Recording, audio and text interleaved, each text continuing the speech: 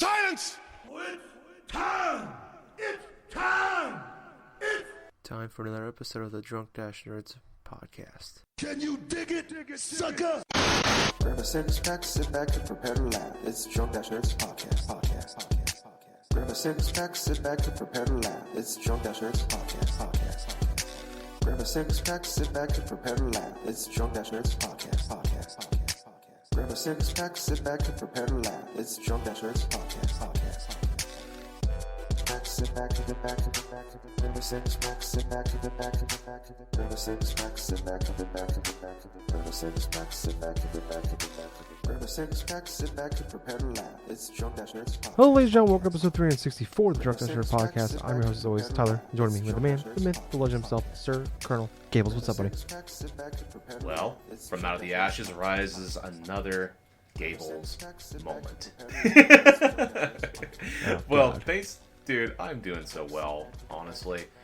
It's kind of bittersweet because I know that this whole aspect of this whole COVID stuff is still going on, and I know for a fact that being out of work for like 2 months has been really like an eye-opener for me to actually get back to what I love to do, and that's predominantly play video games, check out all the nerdy news and everything else. But other than that, though, it's like I've just been really enjoying going out on the walks, eating right. I feel like I'm in the best work shape that I've been in quite a long time, so that's a major positive. But what I do know for a fact is I've been playing plenty of freaking video games. Nice. And on top of that, I invested in a Switch Lite.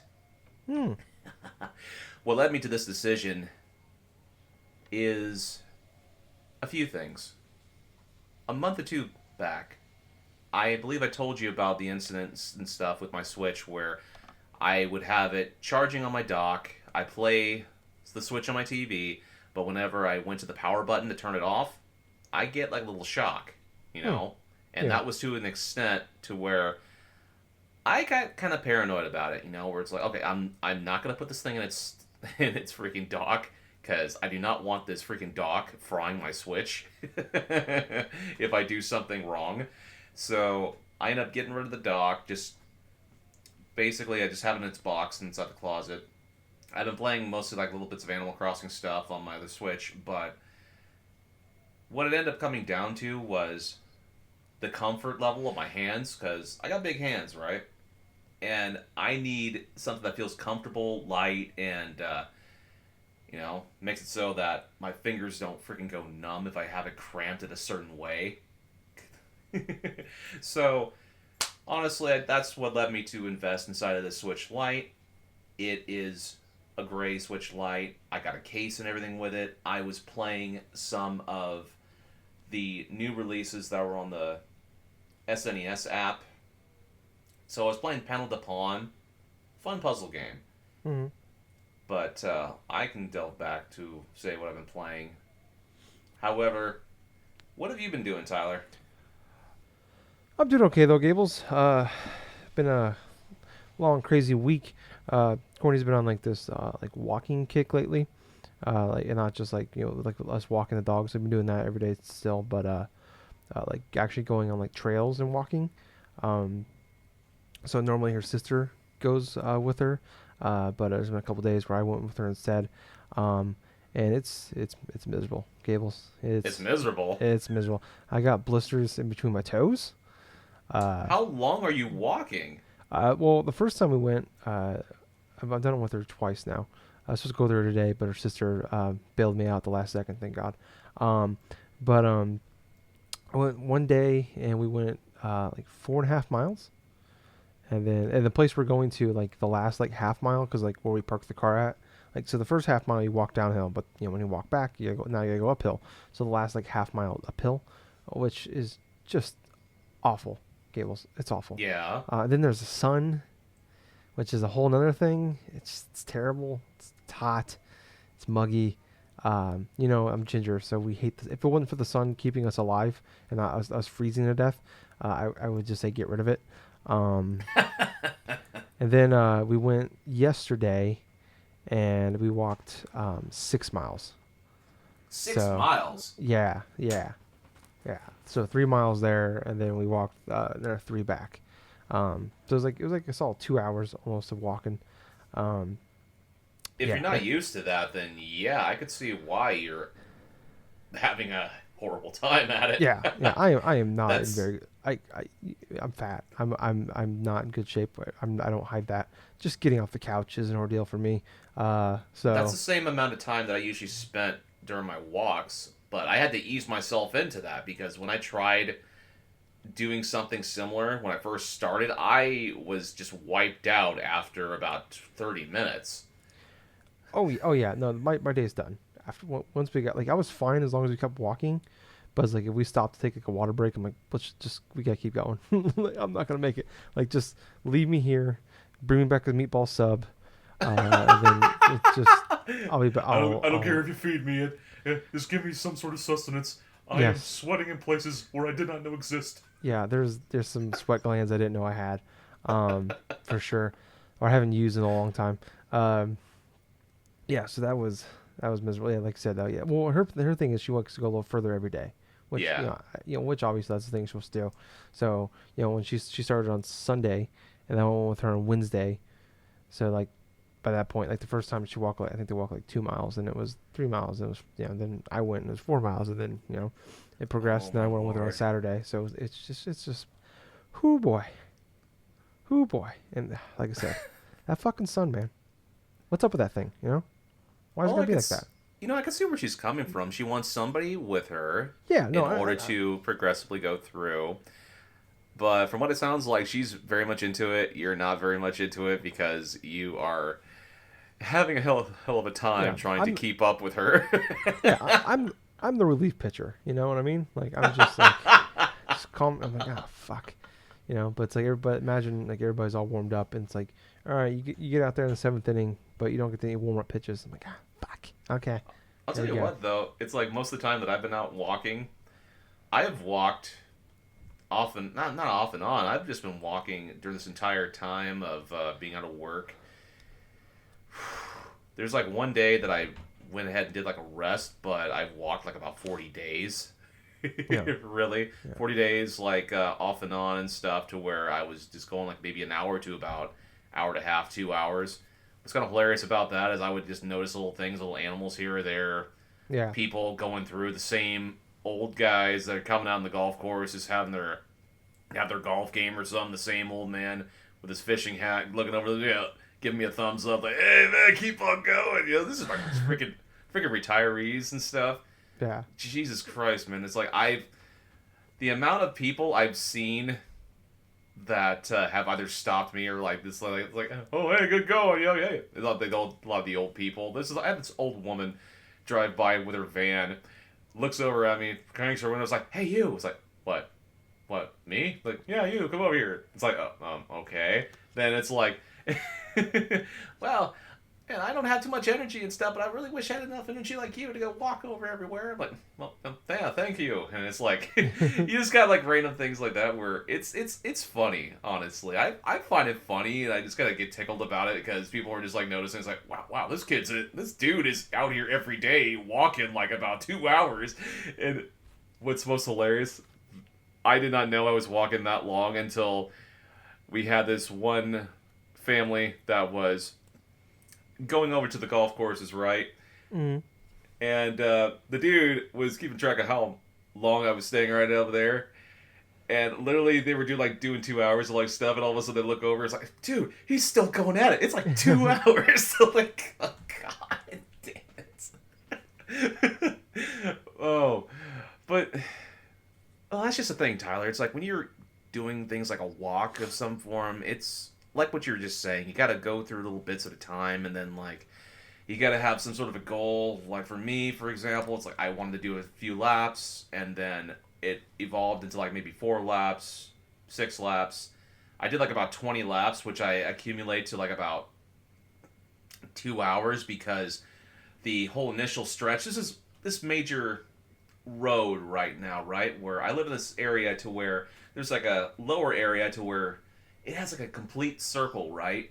And it's basically the extent of like, I would want to say a mile going around this circle. So quintessentially, it's like 20 miles. I want to guess. I've never measured it, but it feels like it's 20 miles because after I get home, and like I'm just dripping sweat. But I'm just saying, man. It's like there's good experiences while walking, and then there's the experiences where it's like it goes up and down and this and that and stuff, and you're just wiped. Yeah, no, it's like she's like she's got like extra like tennis like proper shoes and like got like leggings on or yoga pants on, like proper shit you need. I'm sitting here like in these like my Nikes that are more for like fashion over function. Like supposed to, like they look nice, but they don't actually feel they're not comfortable to wear. And blue jeans. I'm like, what the fuck am I doing? Like, this is not. You're wearing heavy clothes while you're walking, and like, that's why you're getting I don't have exhausted. this shit for this. Yeah, and yeah, so it's just been it's been a thing. But I don't know. It's funny. I'm just sitting like watching like people like riding their bikes going by, and like they're all like wearing the proper gear, and I'm just like, hello, and I'm just like, I look like a fucking idiot right now wearing these fucking jeans. Like, what am I am out of my like element here. And then I saw like some kid, like some like a parent was like riding the bike and the other kid, and like one of those like a little cart thing you attach to it, and he's just sitting in there playing like Fortnite or something on the cell phone. And I'm like, why don't we just get one of those for us? You know, you can pull me around on your bike. She's like, no, I wouldn't. No, I wouldn't. I'd make it half a mile. I'm like, well, there you go. She would start doing it, all of a sudden just push you out the freaking cliff and then just try to be with somebody else. Yeah. She's like, I wouldn't make up the hill. I'm like, I understand. I wouldn't either. I could barely drag my ass up the hill either. But that's been going on. And then I finished up the other day the Last Dance, the Michael Jordan documentary. I don't know if you have a chance to watch that, but oh boy. No, I haven't had a chance to watch it yet. It's so good, Gables. It's so good. Bawled like a baby at the end of. Even though I knew the ending, bawled like a baby. Don't know why. It's like I spoiler: the Bulls win the 6th championship in 8 years. But I don't know. It's just man. Dude, I've got enough experience watching that. Like back when I was around 10 years old, I watched that complete NBA Finals. That whole spiel. I was a big Chicago Bulls fan when I was a kid. All the stuff progressing to that Last Dance, that final initial series of the Bulls championship run, where it's like them against the Jazz, and yeah. No, I mean too. I remember watching Game 6 of the '98 finals like live when it happened. Like I remember, where I was 9 years old, I think, watching that. I remember sitting in my parents' bedroom, and they were out in the living room. And because I didn't have a TV in my room at the time, and I was just sitting there watching the game, like mesmerized. But it's just crazy, like how it's like 10 episodes long. But it's man, I've been like thinking about just going back and watching it again. Like that's how good it was. Nice. Oh boy, it's amazing.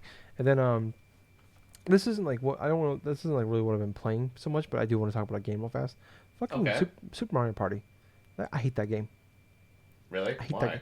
that. It's just it's so fucking frustrating.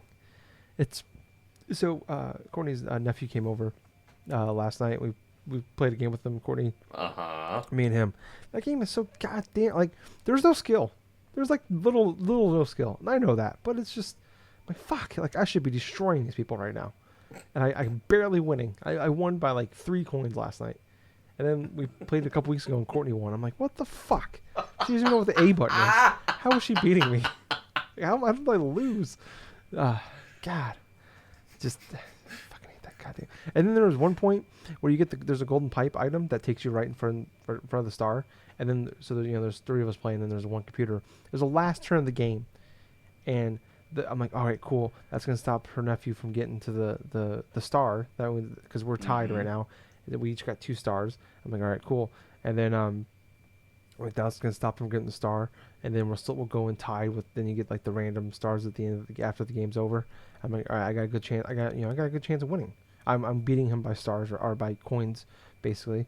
And then for some reason the fucking computer didn't use the golden pipe and just did a regular move in the last goddamn turn of the game, and then he got the fucking star, and then he went in there. I ended up winning. I won in the end, but what the fuck? Like, you would think that the goddamn computer would be smart enough to know that, hey, I just bought this golden pipe on the last turn of the game and a golden mushroom on the last turn of the game, bought these 2 items. the turn before the last turn of the game. It didn't use them. What the fuck? God, fuck that game. I hate that game. It's so stupid. Couldn't you just set the difficulty for every CPU character? It's on normal. I mean, that's like the lowest setting. They took out easy. There's normal, hard, and very hard. But I want to leave it on normal because they don't play the game too often. So I wanted to make it somewhat fair to them. But God, fucking damn it. You think it'd be smart enough to know? I don't know. It's just frustrating. Anyways, we played Smash. I destroyed them. That's Gotta just keep that thing alive. my or you're superpower. Just destroying kids. It's funny though. We're like because I do like I love like when we would play together. We always do the squad strike where it's like 5v5, and I love that. That's still my favorite mode in that game. And I always just I'll pick like one or two good characters and like 3 fuck around characters. And I usually always beat it, like for like the last year I beat him easily, and then I've the last couple times come over and I'll like sometimes like I get like bored enough I'll just pick 5 random characters. But like 5 random characters I never use. Like I'll throw in Rob there and I'll duck hunt and shit like that. Pichu, shit like that. And he actually beat me a couple times. I'm like, fuck, like because he always uses the same like 5. There's like 5 characters he's really good with, and I'm like, oh god, like there's actually a challenge here. And I mean, yeah. So, but if I use like 5 characters I'm decent with, or my mains or something like that, like it's not too hard. But like, yeah, it's like goddamn, he's got good. Especially ever since we got him the Switch for his birthday a few weeks there ago. you go. Yeah, we got him one of those a few weeks ago. So that's like I guess all he plays is Smash. So the kid's got good. Ain't wrong with that. Yeah, but, I mean once I figured out a strategy. He likes to use Bowser and Donkey Kong. So like the big guys that pack they create a good punch. But yeah, once I figured out a strategy, it's like a nice move yes. set. I Yeah, love using Bowser in Melee. Yeah, he likes using the charge attacks. So it's like, all right, I just gotta know to like avoid him. Like he's stuck. So like using Little Mac or Cloud or like Young Link especially. Like once I use those characters, it's game over. Wasting the kid. Whatever. I mean, it's what I do, Gables. It's tough work, but someone's got to do it. You know what I mean? So, anyways, we are like 15 minutes in, haven't even got to the actual point of the show. So I don't know. Do you want to do gaming first, or do you want to do news Let's first? do gaming since we've already went through. Okay. Some All right. bits. Well, I'm just gonna go real fast because I haven't played too much new stuff. I just been still cracking away with Astral Chain and Predator, Hunting Grounds. I still really enjoy Predator. Really? I don't even bother trying to play as a Predator though. I just like playing as the. I mentioned it last week. I know if I gotta get good with Predator. Like there's definitely more of a learning curve. Like Jason was pretty. I mean, there was some to get like if you want to be like really great with him. Like obviously you put the practice in, but you can just jump in, and after like a game or two, and you got him. I mean, you can fuck some people up in that game even on the first couple times playing it. But it's just goddamn it's so frustrating. Like playing as him, especially because like. To get like it tells you that the average wait time to get into a game if you pick like to be one of the army guys or be the Predator, be army guys 30 seconds to be Predator. It's like 7-minute wait. So it's like fuck that. 7-minute wait for the Predator? Yeah, but I mean obviously there's 5 people per game and only one can be Predator, so I get that. But yeah, but no, I'm still having a blast with that game. That game, I like it. I think part of it honestly is like I'm not very good at video games. We know this, but especially at like online games. So I always like grasp more towards like co-op games or games I can play with my friends like on the same team, like like a game like this or like playing Friday the 13th or like Rocket League with my friends, shit like that, like where it's just good times and it's fun.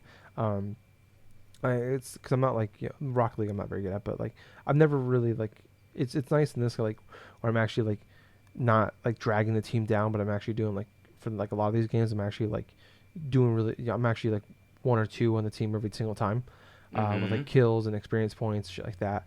So I'm enjoying it from that aspect, and obviously it's Predator too. And I actually got the bug, and I watched Predator 1 and 2 this week too as well. So that was good. Gotta get yourself in the mood. Yeah, Predator definitely holds up still. Predator 2 not so much. It's got some. It's not bad, but it's not the best. But yeah, I'm still enjoying going through that. There's still the game it's not perfect. I'm not gonna sit there and like lie and say ooh it's like it's not. Call of Duty on that part of like a shooter, like the AI in this game, like you go through and kill, like you have your goal you have to do, like they're idiots, like they just stand there a lot, or they funnel into the same spot so you can just pick them off. So like actually like completing the mission in the game is pretty easy to do. Like you gotta be pretty bad not to be able to do it. Um, but like the biggest problem with this I think is the learning curve for the Predator, because there's been so many games now where like we completed the whole mission and didn't even see the Predator once, or the Predator showed up and he tried because you can't like it's not like in Jason where like all seven of us can team up on Jason and we still can't kill him. You know, it's like we've tried to kill him. Like we even like worked together with somebody once. I remember you, me, and somebody else to like let's try to kill Jason just get the trophy. And like there's like 8 different things you have to do to even like make it possible Yeah, to do so. that was ridiculous. Yeah, we still couldn't do it. We ran out of time. We couldn't do it. And this one, like if 2 of you team up on Predator, like you can fuck him up and kill him. So like you gotta pick him off. So but you see a lot of people just like go guns blazing with Predator, and it's like he might be able to pick off 1 or 2 of you, but if you stay close together, you're just gonna fuck him up. So I don't know, like that's definitely the one weak point of the game. I mean, it's definitely a major problem, but even just playing through the game is fun. The only big complaint I have is like the maps. I guess there's 3 maps, which I didn't know that. I thought there was just 1 map. So it goes to tell you how bad these maps are, because you're in the jungle. I guess I know there's not so much you can do, but like, yeah, like the maps are very samey. So I hope they have some different like maps. I hope they're doing DLC. Like they got Arnold Schwarzenegger to play Dutch, which was his character in the first game. He's gonna be a DLC character in this. So it'd be great if they did like a Predator 2 map or something like that, or like change it up a little bit, make it like so it's a noticeable difference. And then I've been playing more Astral Chain. I'm on chapter, I want to say, I literally before we got on here, I finished a chapter. I can't remember if it's 4 or 5, but playing through that, the combat's still really great. It's definitely a learning curve to like getting used to your Legion, which is the thing that's chained to you. But like only in these games, like the people can't see like the bad guys, and they can't see the Legion that's chained to you. So like that's kind of the big thing, is like only like certain people can see them, the enemies and all that. Like the people in the world think there's like ghosts. They're like doing this, like taking these people and pulling them into their dimension, and the biggest issue with this game is the pacing, where like I enjoy playing the game. Like when you get to the missions, it's fun, but like when like the in between part where you always go back to like the police office headquarters, whatever you want to call it, and it's like you gotta like walk around, talk to people, and like there's always some like side shit you can do in between there, or just like I just don't really care. And like I just don't really care for the characters in this game, I should say. I just not a big fan of them. But I mean, it's in Platinum games, like there's never really been a big thing on the characters themselves. But I don't really care for them. And then like the missions, like you can do like normal like police cases in this game, like throughout, like because there's like a little hub world that you walk around in, and that's where you investigate. Like you find like evidence of these Kamara, I believe is what they're called, and like finding like they're like these portals they come through, and you gotta go and close portals basically. And there's more to the story than that, but like you go through and there's cases you can do, like where it's like this guy stole something. You help me find, like you find this police officer. He's like, this guy stole something. I can't find him. You gotta go find him. Or like you hear someone like on a phone like about to do a drug deal or something like that. But you like if you get too close to them, they stop talking on the phone. But your Legion, because they can't see him, you can like bring him up to him, and like you can eavesdrop on his conversation. I don't know, like there's a lot of these missions in there, and they're just not very fun to do. And they're pretty like, I mean, the only upside of them is that they're like pretty quick to do. Those like they literally take a minute or 2, but it's just like, why are these even here? Like it's like, and the only reason I do it is because you get like experience points, shit like that. You level up, you get higher, like HP count and shit like that. You know, obviously the more normal RPG shit, but it's like, I don't even feel like this should be here. Like this is not necessary at all. Like that sounds fairly weird, considering this is an action game and there are RPG like elements inside of it. Yeah, and which I understand, because like a lot of games, like they put the RPG elements in, and like most games have them nowadays, but it's just like it's just not necessary. Like I don't think Nier had it.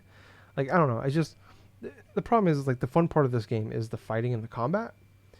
And like the world, I mean, the world's beautiful. I love the world that they built, but it's like, the problem is that like a good chunk of this game is not that. Once you get into like you start the actual main mission, and you get into the flow of the combat and all that, like it's fun. And I enjoy all that, but it's just like I don't like the in between parts, and it's like, but it's like I feel like I need to do that to keep like leveling up and getting more like you just like chests you can find throughout the world that like give you better boosts for your legions, because you now like you have, I think throughout the game you're gonna have 5 altogether. I have 3 of them right now, but each one has like one of them has a sword, one is like just really muscular, like a strong one, like more like a brute, and then right now I have the one that shoots arrows. So like they each work in different ways. Like they help you like do things throughout the environment as well. You have to use them to help you do things. And then like some the platforming is not, they try to do some like puzzle platforming, but it's like very brain dead. It's like there's these floating things over here. You have to hit all 3 of them before, and like a certain amount of time to like make this platform move. And it's like, okay, it's like once again, it's like you try to make some like make it a little different throughout the game, but it's like you didn't do a very well enough job. I feel like I'm being overly negative. The game is really good. I like it a lot. It's just the parts when it's not the main game are not fun. And then you can, like I said, like majority of that stuff you can skip over. But it's like, I don't know, like the part of that, I guess that like OCD kind of part of me is like keeps making me do it. But like, I really enjoy this game a lot. And also, I don't understand this. So when you start the game, there's like these twins, brother and sister, that you pick one of them to play as, kind of like an Assassin's Creed Odyssey, where it's like you can be the girl or the boy. And for some reason, they did voice acting for both the characters, but if you like, so I picked the boy in this game, and then the other character you don't pick, his name is Akira, and then you just don't have a name, but that one, so like I picked the boy, so my sister in this game does voice acting, and my character is silent. But if you pick the girl in the game, then the male talks, but then the girl's silent. It's like, why wouldn't you just make, you made the money, you did the work to like both of them to have dialogue. Why make them silent? It's like, I don't get it. Like, it's just really weird. That is curious. Yeah, I just like it's very weird, off-putting to me when everybody's talking to you. Like, I mean, it's a thing. Like, silent protagonist is a thing in a lot of games, but it's just like when you put in the work and the effort, it's like just like, I don't know. There's they try to do some very crazy emotional scenes, and my character just stands there with like a dumb look on their face. It's like, emote, do something, anything. And it's just like, ah. I have a few questions in regards to Astral Chain. So, does your character level up? Yes. Like you don't like have like a number level up. You level up like your rank. So like you because you you become like an officer, and then a sergeant, shit like that. So. Mm-hmm. Yeah, so you do that, and you get like a higher, like your HP goes up and shit like that. Okay, so it has RPG elements. So the side missions, are they a recycle of the same mission, same types of missions, like in between 3 and 4 different types, or they're just different? I mean, like obviously, like they're pretty much the same types. I mean, they do like they're a decent job of trying to like make them a little different. But usually in the end it ends with you having a fight with somebody, or you have to like eavesdrop on somebody, and then like they go and arrest that person. Then like the cops go and arrest that person, because you're like, you were a cop, but now you're like a side of a cop. So now some cops have an issue with you, some cops don't, which I don't really fully, because it's kind of like a detective thing when like the FBI shows up, like you see in movies or TV shows, like like the regular cops are like, here comes the FBI to take over, and that's kind of like the way you are treated sometimes. So it's like, but yeah, you're pretty much like it's this recycling. Like at the end, you're gonna fight somebody, or you're just gonna eavesdrop, and then the cops go and arrest them. Like that. So like, the rewards for these are, you get more experience. Standard fare, experience points, weapons, items, something like that. You don't really have items. Like you don't have different. Like you don't have different. Like you have a gun, and then like this baton that's kind of like basically a sword, and you don't get. There's not different versions of those guns or swords. You or baton, whatever. Like you can, like when you're in the hub world, like back in the police headquarters, you can like pay money to upgrade your to like do like a generic upgrade, to your weapons and shit like that. But you don't actually change gear ever. You can change your look, but they don't make any stat difference at all.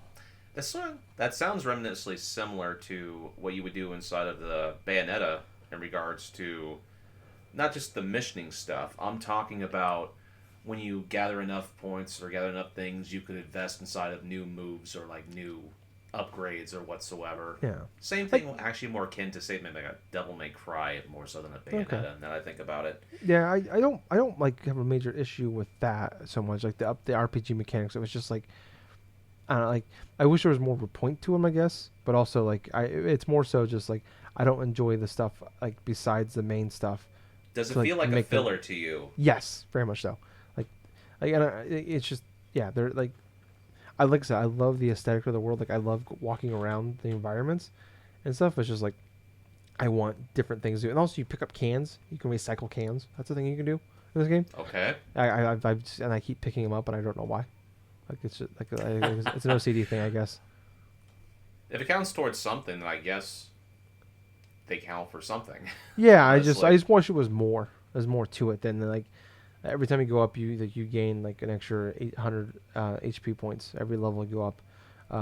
I wish there was more like you can like get different batons like, or you can add like something to your weapons to like make them more powerful. I wish it would go a little deeper into it. Like it just feels very generic, I guess. Like I don't know, maybe it's just because in so many games nowadays that do have this like leveling mechanic. Like it's deeper, like where you can get new gear and change it around or things like that. I don't know. I just like I said, it's if you're gonna have it in there, I just wish there was more of it. But it's not like it's not a major drawback to me. Like the Right. main thing comes down to is like the game. It's like playing the game itself, and it's like I want to do more in this game, and I just don't enjoy the things they have more of to do in this game. But I keep doing them because I feel like I need to get more experience points. I So see. it's not a very fun grind session, I guess. It feels like grinding actually is the way to do it. Which I know grinding is the thing in a lot of games, but like a lot of games do a really good job of making it not feel grindy. You know what I mean? If that makes sense. Yes. Okay. But that's all I've been playing. So hoping to beat Astral Chain here soon because my God, we're getting closer to Last of Us 2. But what are you playing, Gables? I'm still knee deep in Persona 5 Royal. Hmm. As of last recording, I said that I was 32, 4, I think. 32 okay. to 34 hours. Yeah. It's been a week. I'm now invested 71 hours. So you're almost halfway through. Actually, honestly, I think probably, I'm not certain that I'm halfway through. To be perfectly honest with you, I'm not too sure where the halfway point is. Yeah. I just heard people However- talk about this game but they did like a lot of the side shit. Oh, what was it? What's the something? Sorry to cut you off, but there's that the completionist on YouTube. What's his name? Something the completionist. But like he 100% games and like every week he goes and talks about. Anyways, he said that to beat this game, he put 500 hours into it to 100% it. To complete it, Gerard spent 500 hours. Gerard, yeah. That has been a video I have not, and to be perfectly honest with you, I have not even bothered wanting to look at because I am in the middle of playing it. I understand completing this game is a task and a half. Yeah. However, in regards to a lot of things you can do, those 500 hours, probably for him, probably just went through and melted fast. Like I was stating before, I'm 71 hours into Persona 5 Royal. I'm at the 5th Palace. With that being said, there are a lot of elements in this game I really enjoy. The whole fusing of Persona stuff, I've touched bits about over the past couple of episodes. It gets deeper. Things get deeper. You're not only just doing like normal summoning to Persona or doing various other types of fusing, with maybe 3 or 5 different characters.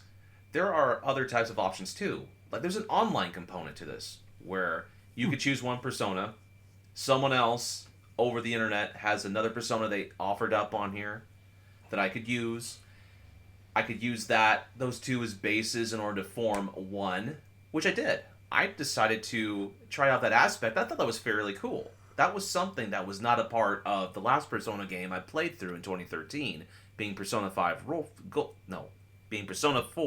Golden. With Golden, it was just straight up any type of persona that you found in-game in any one of the dungeons, you could fuse, you can go through and have them that way. But for Persona 5 Royal, you could theoretically create some of the most absurdly powerful persona that you would not find in the main game. Try to do that for the online component. However, other than that, there is two others. There is a type of element to where you can send a persona to the gallows, which what that is you could sacrifice another one of the persona that you got in order to make another one stronger. I've started doing that with the persona I have for my main character, Arsene. Now, for those of you that have played Persona, or even remotely just played the game series itself, a lot of these characters are based from actual either fictional figures or certain, like, just certain figures, say, in like a religion, other religions and stuff. But with Arsene, he's supposed to be this master thief, quintessentially, like a gentleman thief, apparently. But anyway, I've been going through using this gallows feature in order to power him up, because he only learns 2 or 3 attacks and that's it. So I want to keep him inside of my party. By doing so, I have been using elements of getting these type of move cards that you can earn by buying these blank cards and stuff from one of the other merchants. So I've been doing that, getting them stronger. On top of that, I've been experimenting with all of the new party members I've been getting a hold of after each subsequent palace is cleared. At this current time, I feel like I have around 7 or 8 party members. The cast is really enjoyable. What I mean by that is the characters are fun. I do love a lot of the interactions between the low moments, especially when I'm exploring this huge old side area called Mementos. To explain what Mementos is, it's basically kind of like a huge-ass palace, right? But you do that in between the other palaces that you have to do for your main story missions. So Mementos it's structured a certain number of floors. Each number of floors you complete, you go down lower and lower and lower until you get into an entirely different area. Now you come across this merchant, this kid that's inside of Mementos. He's, let's see, man, I have the name of the kid. Well, I'll just call him a kid anyway. Basically what he does, he offers you the option of collecting these stamps.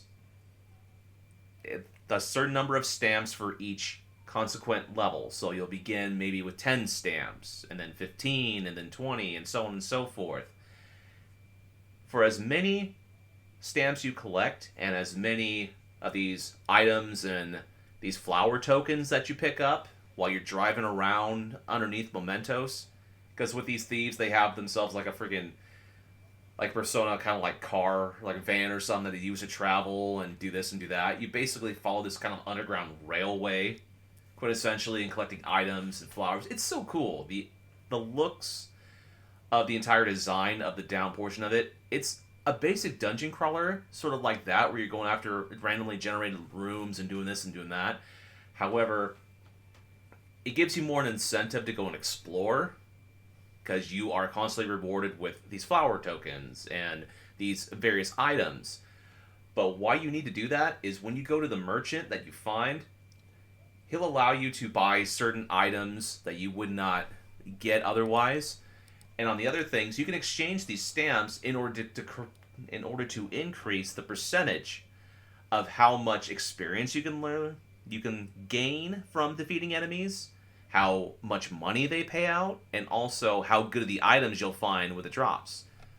So that, in and of itself, is entirely worth investing in collecting all of these different stamps.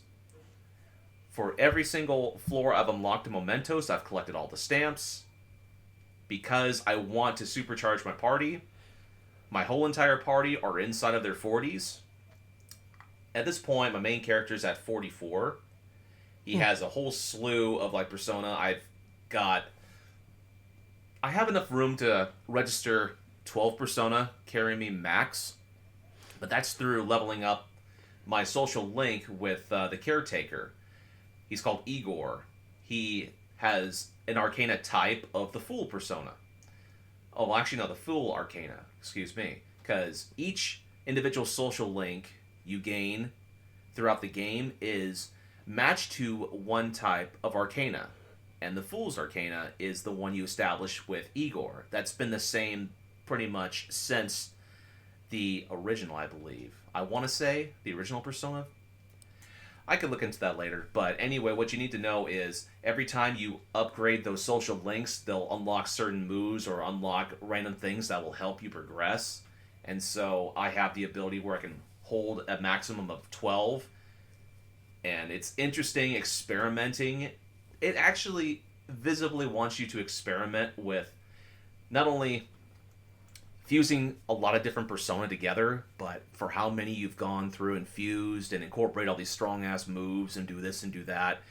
It makes you want to see, okay, what'll happen if I do this and that? What'll happen if I do this and this?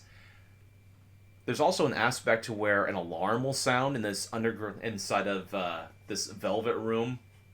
I'm not too sure if I ever described what the velvet room in this game looks like. Please, God, tell me. What is it, like the Boom Boom Room?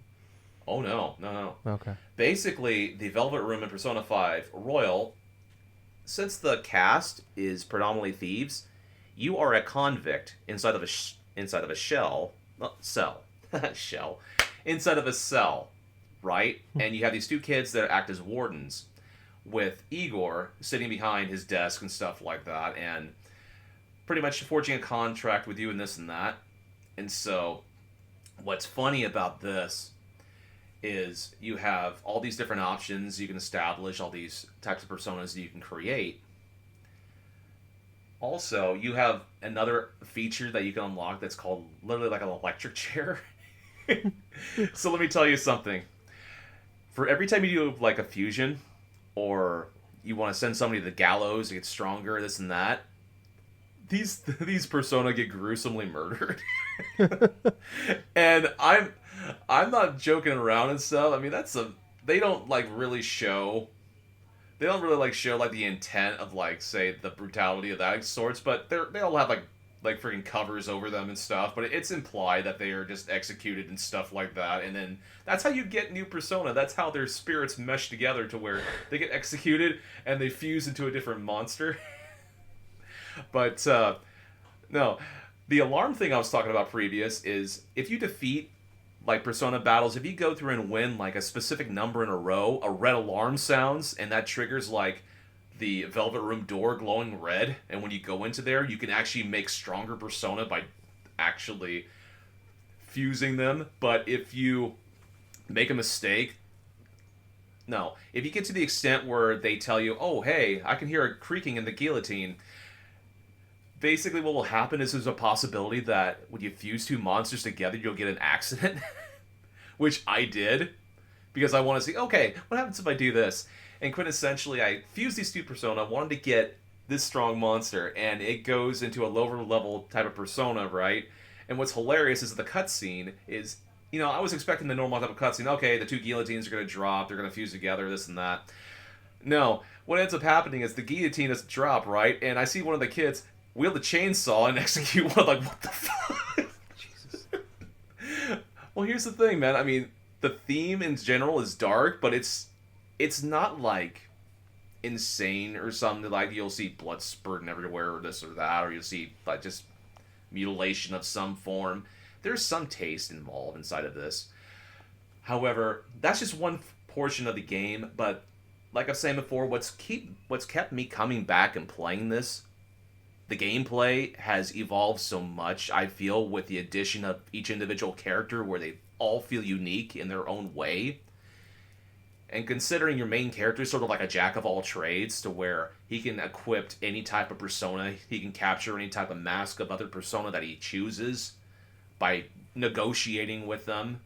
Quintessentially, if you find the weakness of a persona, if you knock them on the ground, and they're in a vulnerable state, you can actually negotiate with them to persuade them to either give you money, give you items, lend them their power and stuff like that. And if you are correct with your negotiation, they'll wake up to who they are, considering they're part of the human soul or whatsoever.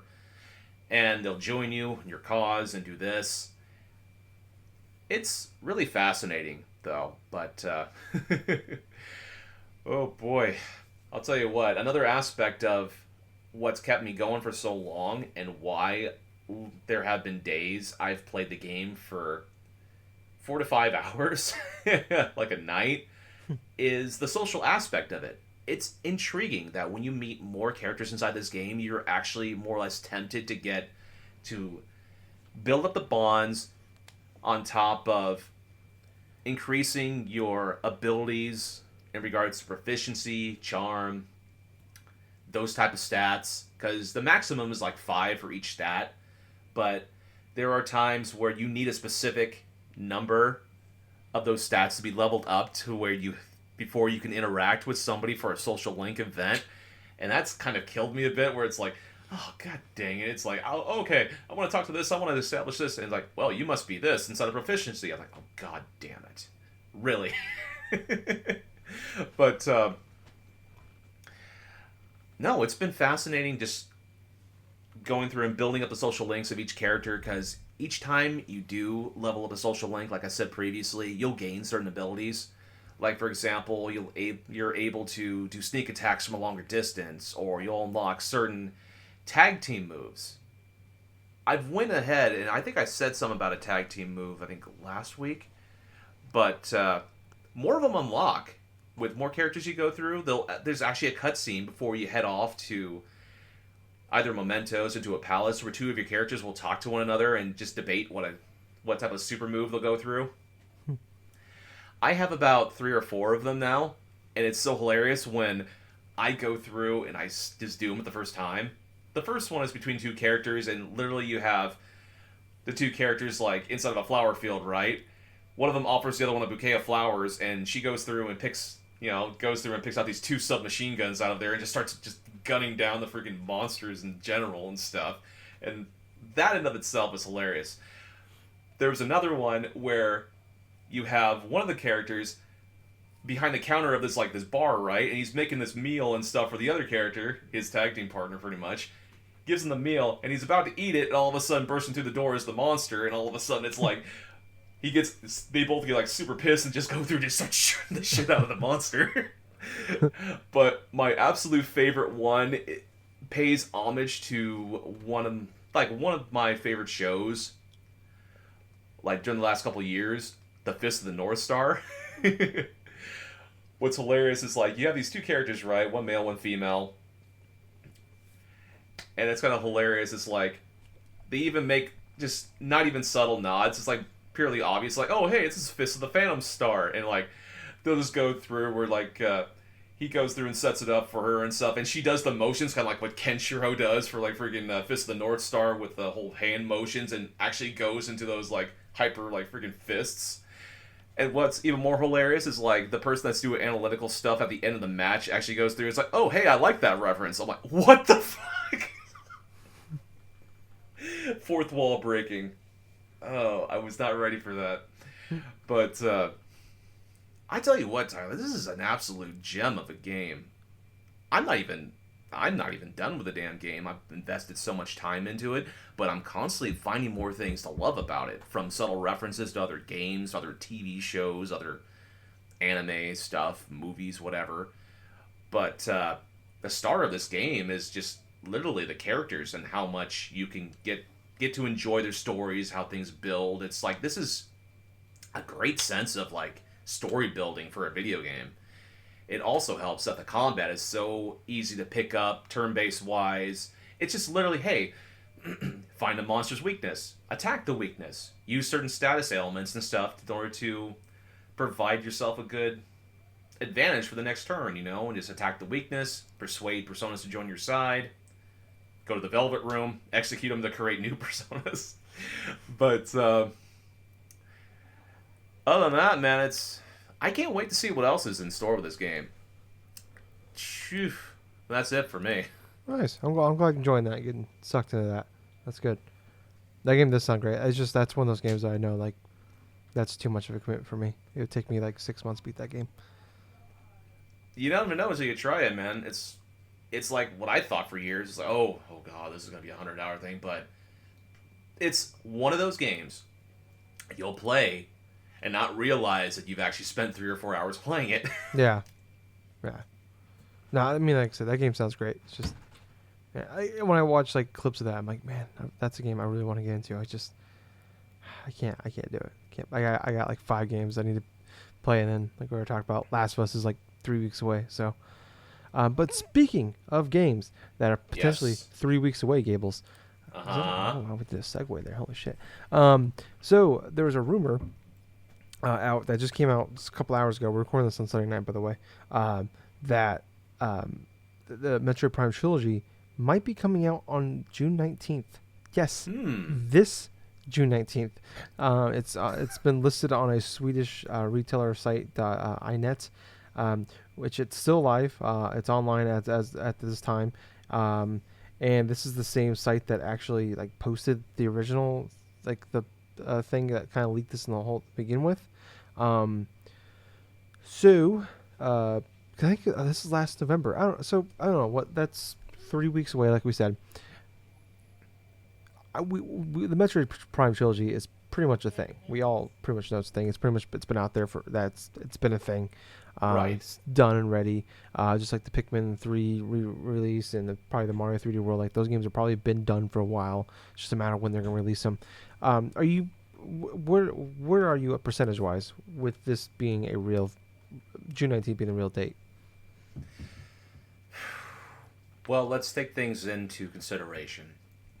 The retailer that initially leaked this release date, what are they in all this? They have leaked something previously? Well, they put like like sometimes like games get like they get like a store page on a website. Right. Like Amazon will put like a store a page like an item for a game that hasn't even been announced yet. You see that shit all the time. Like there was that Right. Walmart Canada leak a couple years, like last year I want to say, or 2 years ago, where they announced like oh shit, what's that, Rage 2, like, and all of these like those games got put on Amazon on our Walmart Canada's website before the games were even announced. So that's basically like where this was like this were the people that initially put it up there for sure. But like since then, there's been like rumors and like shit that's come out basically saying the game is it's pretty much a sure thing. But that's kind of like their involvement in this. This is like they just put it's on there now with the release date.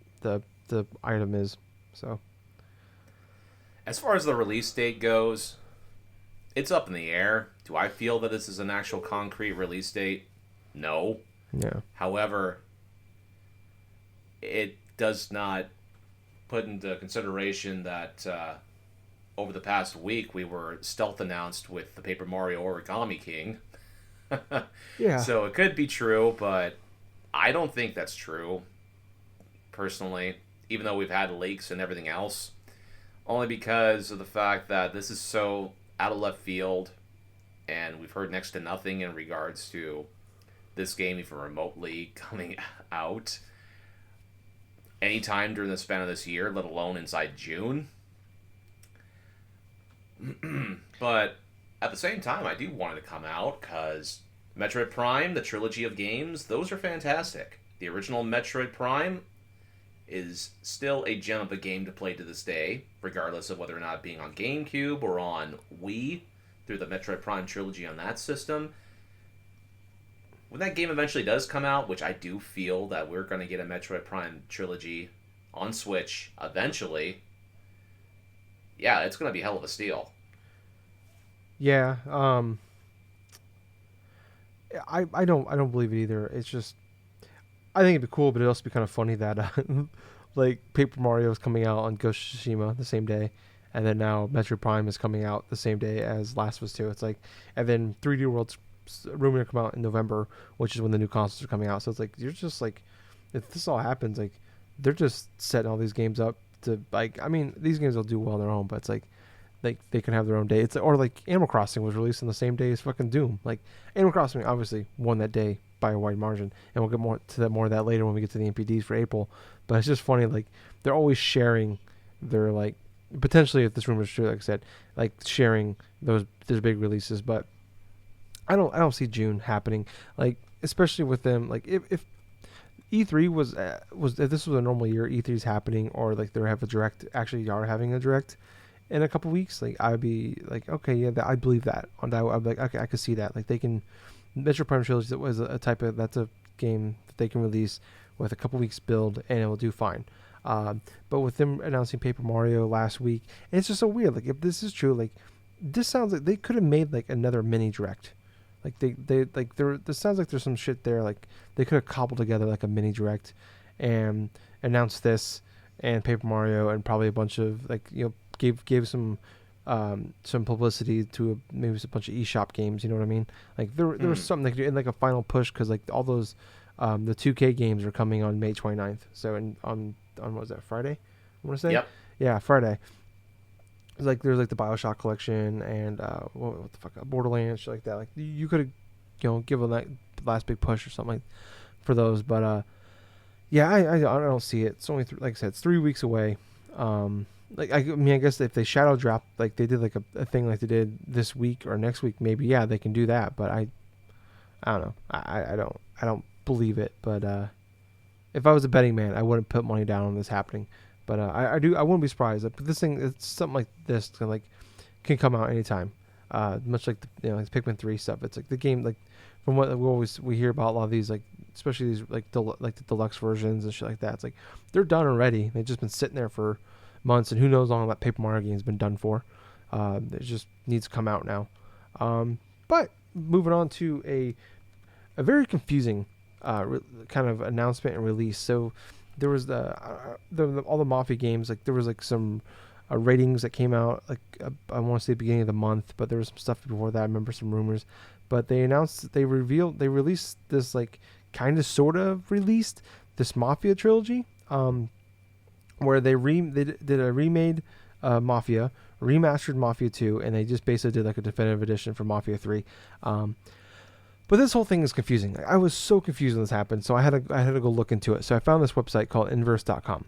I believe it's a gaming website. I just want to point that out because I don't know how big they are, but I was confused. I was like, is anybody else confused, or am I just stupid and not getting this? Which very well could be stupid, but also it sounds like a lot of people aren't understanding this whole release, what's going on. So I'm just going to read this article. It's not very long. So 2K released Mafia Trilogy on May 19th with very little lead up. And while it should have been a resounding revival of a classic open world GTA style series, the actual delivery of this bundle has felt confusing and incomplete.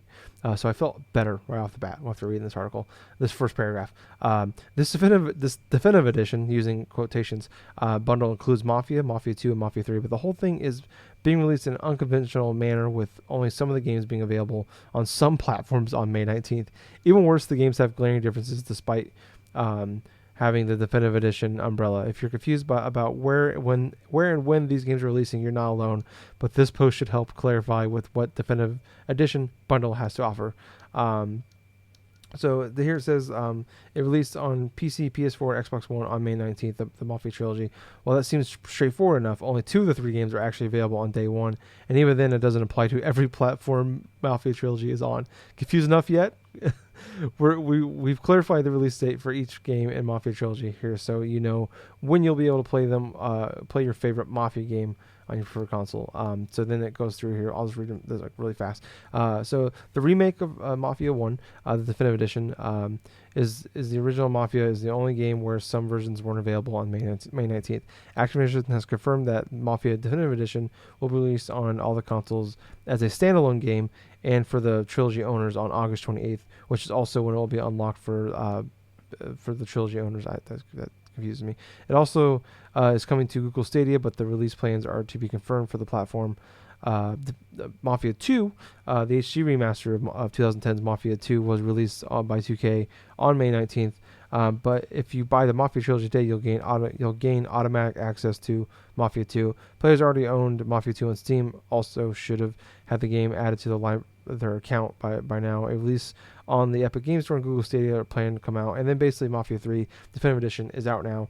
If you already own Mafia 3, it basically was like a free update they added. So yeah, I'm so fucking confused, Gables. Did you get any of that? What I understand is they definitely rushed this damn thing to market. No game that I can remember over the past 10 years has been as confused on its release as this fucking trilogy is. I'll be perfectly honest with you. This came out of nowhere. A lot of it does not make any absolute sense. So basically what we're getting is a couple of the early versions later on different consoles. From what I understood, it's like the original Mafia is getting remastered and apparently looks better than what it was when it released. Well, apparently it's a remake. The first Mafia is a remake. Mafia 2 is a remaster, so it's just okay. So that's obviously something I've heard I've heard like that was the main thing I was confused about. But then I looked into it and I got confused about the releasing of it, and then there's like all these people talking about like what the fuck is going on. So, but I guess even like the Mafia remake thing is like kind of like not 100% like true. I don't like it's basically like a modest upgrade, like because it's a 2002 game, so it's 2 generations ago. So but they've kind of made it like it looks more like a early this generation game, not so much like like a 20. It's not a Final Fantasy 7 remake. So yeah. Honestly, I can't really say much more about it. It's just confusing. Yeah, I don't understand why they went through and did it this way, and the only logical reason I can come up with is they rushed this thing to market. Yeah, what you're selling this thing as a trilogy, and then not to have one of the games to get ready to go is kind of like, I know when if you buy the trilogy you get all 3 games, but to like kind of like not really spell it out. Like I watched some like the 2K YouTube videos they put out. Like it says nothing in there about Mafia 1 coming later. It just basically just, hey, buy the Mafia trilogy. It's out now. You can buy all 3 separately, I guess, if you want to as well. I don't know what the price point is for these. I didn't look that part up, but I just I don't know. It's I guess a AA franchise. Like it's just very confusing, and it's not something like. I'm wondering if this is like a push for a Mafia 4 maybe, or see if there's enough interest to make a 4th one. But this is definitely has signs pointing out that this probably may be the case. This just doesn't feel like the way to do it, and it. I don't know. I love like the people at Hangar. I think it's Hangar 13. I want to say, but I could be wrong. I know they made the first one. I don't know if they made the second or third one, but like I played the original Mafia and I played Mafia 3. Like they create some really cool characters. And like a really great story, but their fucking games are not fun to play. Like I remember that was my biggest issue with, especially with 3, where it's like I could not wait. Like when I saw that trailer, the story trailer for 3, I'm like, this game looks great. Like it has a top notch voice actors and a story, but their worlds they build are not fucking fun. Like they build these like they want to be GTA, and especially like Mafia came out in 2002, so that was when like everything was a GTA clone at that point. Like fucking Ratchet and Clank would try to be a fucking GTA clone at one point. So like it came on that time, and so it has that kind of that like it's one of the few GTA clones that's still around. I want to say like I think maybe it's like that and Saints Row. Saints Row just had their remastered thing come out this week too. I don't know. It's just the whole thing. It just feels dumb and weird. And it's like the games. I mean, I know there's some fanfare behind them, but I don't know. I got really upset again about Mafia 3 because that game was so fucking disappointing. Because like I loved all the story elements of it, but like playing the game was not fucking fun at all. So I don't know. Like they should just make like a linear, like Mafia 4 should just be a linear game. Like just get the people who makes the story and whoever hires the voice actors, bring those guys back. But just get some, I don't know, make the game not open world because you guys don't do a very good job of it. But moving on to some pretty crazy news here. So the NPDs for April, one of my favorite things to talk about every month. So April was huge this year. I guess the overall sales were up 30% compared to last year. The consoles, usually they talk about like when you go into that last year of the consoles, like sales drop dramatically. But sales are actually up like 120%, I think was what I saw, compared to this time last year. So like obviously I think a lot of it has to do with what's going on right now. I think that's safe to say, but like overall, year to date from this time last year, like big difference sales wise and what you would expect to see. But we're going to start from 20 to go up to 1 like we do every month. Number 20, Dragon Ball Z Kakarot. Number 19, Need for Speed Heat. 18, Persona 5 Royal. That came out in March, didn't it? Or was that April it came out? It came out in, I want to say April. Okay, I thought it was April, but I couldn't remember. 17, Jedi Fallen Order. 16, Mario Kart 8 Deluxe. 15, Predator Hunting Ground. All right. 14, Borderlands 3. 13, Mortal Kombat 11. 12, FIFA 20. 11 is Just Dance 2020. 10, Red Dead Redemption 2. 9 is Madden 20. 8 is MLB The Show. 7 is the Call of Duty Modern Warfare 2 remaster. That's weird. 6 is Resident Evil 3. 5 is GTA 5. 4, NBA 2K20. 3 is Animal Crossing New Horizons, but that's got the asterisk because they don't do digital sales in that. 2 is Modern Warfare from last year. And then 1, Final Fantasy 7 Remake. So anything stand out to you on that whole list there, Gables? What stands out mostly is definitely the games that have been performing relatively well. We're talking about Animal Crossing New Horizons, which, despite releasing pretty much like late in the month of March, March it's 20th, still yep. maintained momentum inside of April as well, and has been a consistent seller since. Mm-hmm. It's not surprising to see Final Fantasy VII Remake and like Red Dead Redemption and like the major sports games, Madden, FIFA. Those games generally sell well throughout the year in regards to what. Even more so now, considering there hasn't been so much sports going on. However, I believe that the most interesting aspect of it is seeing games you wouldn't normally see on the NPD lists, you know, for the predominant stuff. Like, I'm very surprised Predator's Hunting Ground is that high on the NPD lists. Yeah, cause it's a PS4. it's console exclusive to the PS4. It's on Steam. But yeah, I was shocked to see that on it, but I'm happy. I mean, 15's it's not great, but that's for a game. You know, it's not a huge AAA game, so it's personally, I think that's pretty cool to see. 15. Yeah, I agree. Yeah. I don't know. I'd be curious to see. Like, I always wish that they would Nintendo. I know a couple other developers don't either, but I'd love it if Nintendo would put their digital sales in there, because I'd be curious to see if it jumped to number 2 with jumped Modern Warfare. But the key thing is you got to remember, and I always forget this too, is it doesn't automatically stop on the last day of April. It goes through the end of the week. So I don't know when that would have been. But so Resident Evil 3 was number 6 for the month of April, but I think the Marches went through April 4th, and the game came out on April 3rd.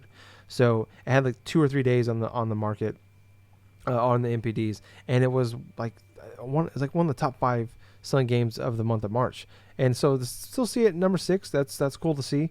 I think the biggest thing to point out here is, so there was another game that came out on March 20th alongside Animal Crossing, Doom Eternal, and it's not even on the top 20 list.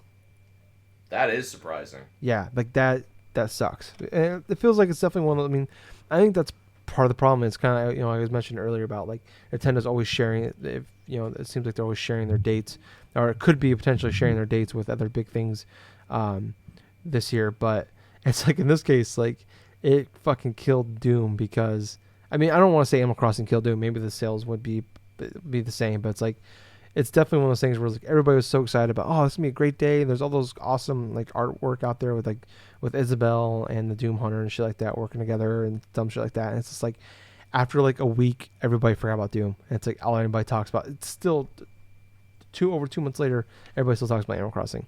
The only thing that people are talking about Doom nowadays is the subsequent putting in de novo inside the PC, the Steam version, and subsequently taken out a week later. Yeah, and then the whole thing with Mick Gordon, the guy that does the music for that's all the press we've had for that game. It hasn't been negative good stuff. Press. Yeah, which sucks. It's a fantastic game, but it's just I mean, to see I look at the games on this list and it's just how the fuck is Mortal Kombat 11 above that? How is fucking Need for Speed Heat above that? Dragon Ball Z Kakarot came out. These games have been out for months.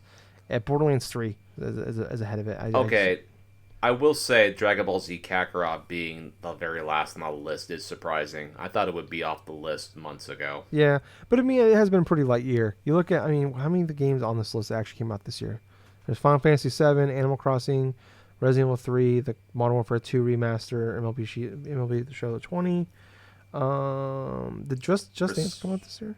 Does it actually come out the year? It's in the thing. I don't know about I that. don't either, but yeah, Predator, and then Persona 5 Royal, Yeah. and then Dragon Ball. So 8 of the 20 games are actually from this year. So I mean, we had a good like stretch there, like at the end of March and beginning of April, where we had like 5 or 6 big games come out. But yeah, for the most part, it's been a pretty light year. So I'm not the super 20th on the list. If it was in the top 10, I'd be shocked. But I don't know. Yeah, I don't know. It's just it sucks to see that Doom is not nowhere in there, because it's a great game. But it seems like that's the case for Bethesda games for the most part. Is like there's always a lot of buzz around it. But I remember even like Wolfenstein 2, like and like the original Doom fell off the list pretty fast. But I don't know. It's just that game had a lot more buzz. I think it was probably one of the most like that wasn't a Fallout or a Oblivion game. Like it's probably one of the most hyped games they've released in a long time. And it's just, I don't know, sucks to see that far down the list. But moving on to our next topic here. This is something that I don't know how much we want to say about it, but so it's been the rumor for about over a year now that like there's been a whole issue with where the Treyarch is like basically their game's been pushed up a year early. Where I can't remember who, Raven, I want to say, and there's Ravensoft, and there's 2 teams that always work on one together, and there's Sledgehammer and Raven. You're right, Ravensoft. I think you're right. Wow, thank you. Those 2 always work together and put their game together. So this year, like they're working on. It sounds like from what it was is that they were working on a Cold War era game for this year, and then it wasn't coming together. So basically, Treyarch, who should have been the 2021 game, is coming in, and they are making like basically this Black Ops Cold War, which I think it was supposed to be a Vietnam game is what it was, and then they're turning this into like what they had built, making it a Cold War game. So the rumor is now is this has been a rumor for a while, and Call of Duty leaks every year, so and whatever comes out is pretty much like 95% of it's true. But the rumor now is, and this is from a leaker on Twitter, that it's going to be called Call of Duty Black Ops Cold War. And also that the release should be the announcement should be coming soon. And I guess even people like there's Warzone. People have like glitched their way through like the walls and stuff and found like Cold War era like planes and shit like that. So probably like going to be like a big like drop for like content for the game coming up, and then probably going to coincide with the announcement of this game. But I don't know, like we talked about, like Black Ops is probably both of our favorite like Call of Duty game. If everything looks good, is this something can you see yourself jumping back into a Black Ops Cold War? It depends, really. Black Ops has been sort of off and on with me. I really love the original and the DLC content when it was on the 360. Tried Black Ops 2. However, I bought it on the Wii U, and I only played it for roughly an hour before getting bored of it. Yeah, it wasn't very good. I was not interested in Black Ops 3 because it was mostly multiplayer focused and not so much the single-player campaign, considering that this is around the time where some AAA companies thought that, oh, hey, let's go away from the single-player affair and let's go and just make it all entirely multiplayer, which, wasn't interested. Yeah. However, I want to see more of it. I have been tempted just to see how the other Call of Duty game was. However, I'm just going to go through and just sit back and see what else goes, Yeah. I'm with you on that. Where, like, definitely, like I pretty much play them every year. I think I played every single one of them except for the World War II one that came out a few years ago. But like I don't know. Every time I go back and play, I want that feeling I had from like that Black Ops days. And maybe I think it was just like a perfect time and place. Like I always talk about, like all my friends every night were on there. Like I can get at least 3 other people to play with me, and then like some nights there'd be legitimately 7 or 8 of us in a team together, and like that was awesome. And that went on for years. Were fun. Yeah, and then like playing with like Sarcastic Gamer and like all my IRL friends, and then playing with like Talk Ship and us playing together and shit. Like that was fun. Man. That was at least about 10 years ago, now I think. Yeah, it's like 2010, 20. I mean, I want to say went on to almost the end of the generation. We were still doing that. But I don't know. I hope it gets back to it because it feels like Black Ops 2, like they attempted like a real sequel there, and with the whole futuristic and going back in time, like there was some cool stuff there, but overall wasn't very good. Black Ops 3 wasn't even a Black Ops game, quite frankly. It was just like it was like, hey, everybody loves Black Ops, so let's just call it Black Ops 3. I think that's what it was. And then like Black Ops 4, obviously, like it was supposed to be a Black Ops game, but the single player fell through and didn't work out. I don't know. The blackout mode was okay, but we're definitely like I was saying earlier, like with the Predator thing, I'm not very good at those kind of games. Unless if I play those games, because I'm playing with friends and I have fun playing with friends rather than actually playing the game. But I don't know. I like Modern Warfare. I think they've had a decent stretch lately where it felt like towards the beginning of the like the end of the last generation, the beginning of this generation, where it was like, and it's something I remember we talking about at the beginning, like of when we started doing the show. Actually, it's our 7-year anniversary this week, Gables. Jesus Christ! So I just forgot. Remember that. I think today actually is. That's a random factoid. Yeah, it was the Saturday before Memorial Day, 2013. Jeez, so I gotta look up the actual date for that. But yeah, so happy anniversary, Gables. Yeah, happy anniversary, dude. 7 years. That's dude. Crazy. Jesus. But yeah, I remember at the time, like, I'm like, it's not gonna, eventually it's not going to be like the big event. Like, it felt like when Call of Duty came out, like, it felt like a holiday. Like, there wasn't very many games that did that. It was like, back then it was like Halo, kind of, well, at that point, like, at the beginning of the show, like, Halo wasn't that, but anymore. I remember, like, Halo 3 coming out, and, like, Madden coming out, and, like the early 2000s and mid 2000s, like, that was an event. And like Call of Duty coming out, that was an event, and it's still a little one to this day. But it's not like it doesn't take over. It feels like it's more in the realm of gaming, where before it was like this was an entertainment thing. Like it was like this is like Marvel Endgame coming out, like that kind of shit. The only last game that I felt that was really a major event since Call of Duty has been this year with Final Fantasy VII Remake. I felt that was an event in and of itself. Yeah. I mean, yeah, I agree. Like that one, I think that helped because it was like it brought back a lot of people from the original game, so I had that tie-in of like nostalgia to it. I don't know, but I just think of, with this, like, I hope it brings me back, gives that feelings like I would love to see, like, it's cool, like, actually go on my Switch like now, and like I see, like, I have like 20 friends on there, I think, but I usually only see 1 or 2 maybe at most playing, and it's cool to go on there. Like, even today I was playing games and I saw 5 people on it, which doesn't sound like a lot, but I mean, like I said, I only got 20 friends on there, but to see like all 5 of them on there playing Animal Crossing, or like to go on there, like, I've at one point I remember seeing 7, like 6 of them were playing Animal Crossing, 1 of them was playing like Mario Maker or something like that. But yeah, like, I would love to, it'd be cool to go back to that moment, and like I'd like to have that when you go online, it's like, all right, cool, all my friends are playing, like, go on PS4 and turn on, see my friends list. All right, 13 friends are online. All right, everybody's playing Call of Duty. Like, all right, cool, let's jump into play. And I hope that it gives them that nostalgia feeling. Like, I feel like this is their best chance of doing that. Like, like I said, they've had a good stretch where like it felt like, like I was saying earlier, like they were going the route of like this was like it was losing their edge. And it's funny because the ones that everybody hates the most is like the Advanced War, and what's the one that went space? What the fuck is that one called? Advanced Warfare. Infinite Warfare. Is it Infinite Warfare? Thank you. It's funny. Those are like my 2 favorite fucking Call of Duty games, other than Black Ops. And it's like everybody hates those ones, and like they ruined the franchise, and they went back to World War II. But I don't know. They've had a good stretch lately. A long way of saying they've had a good stretch lately. It feels like they're making a comeback. And I don't know. I hope that this comes out and it's successful. I liked Modern Warfare last year. I thought that was good. Kind of like everybody saying they went back to the basics. So I don't know, but it'd be fun like to see like you get Call of Duty and like I have Call of Duty, and like a lot of people in Talk Shit have Call of Duty, and like be able to sit down like at any point in time, like jump in and like be able to get like at least 3 or 4 of us together and play that game. Yeah, I miss the times where I just have a group of friends and we're just playing a game and stuff like that people actually want to play. Yeah, I mean, we've definitely had moments like with Rocket League has been that for, but that's usually like a few days a year. But like, yeah, like usually like Extra Life, or like we've had like Friday the 13th a couple years ago. That was, we had a good, like for like a month there, we had like a good stretch of playing the game online a lot. But I don't know. I don't know. I want that feeling again, Gables. I want the tingles in my private bits.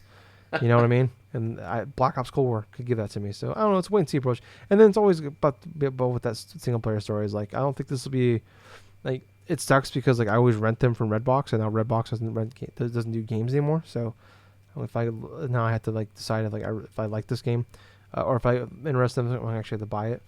So I don't know. Anyways, I'm hopeful.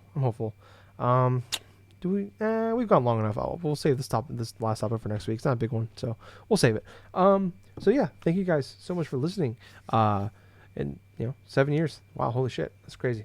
That's crazy to think that's been 7 years. I don't know. Like usually I remember going into like the podcast. It's our anniversary one. But with everything going on right now, like I don't know. It still feels like it could be March. I don't know. This could be our 30th anniversary. The way time flows. Anymore. It's a flat circle. But yeah, anyways, thank you guys so much for listening. If you like all this, check us out on Facebook, Twitter, Twitch, YouTube, Spotify, iTunes. Check us all those places. Just look up Drunk Dash Nerds Podcast or Drunk Dash Nerds Pod or something of Drunk Dash Nerds. Do that. Join us, like us, follow us, subscribe, big thumbs ups, 5 stars, comments, follows, whatever you got to do in those places. Check us out there. Also, twitch.tv/Colonel Gables. Follow him on there, please. So yeah, thank you guys so much for listening. I was Tyler. And I have been Colonel Gables. Until next time, everyone, I hope you have yourself a good week.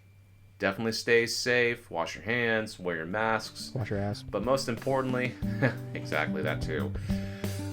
Most importantly of all, thank you for listening to another fun-filled episode of the Drunk Dash Nerds podcast. Hey, Gables.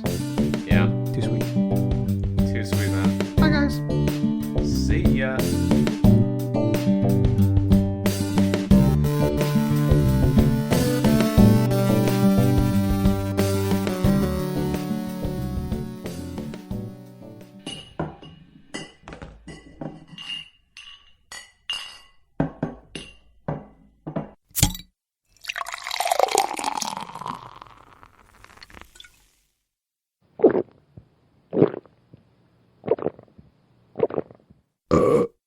Excuse me. Few too many beers there. Anyways, we're on iTunes now, so go on there, check us out, and if you like us, leave us a review, and we'll even shout you out. And Jack will send you his credit card number.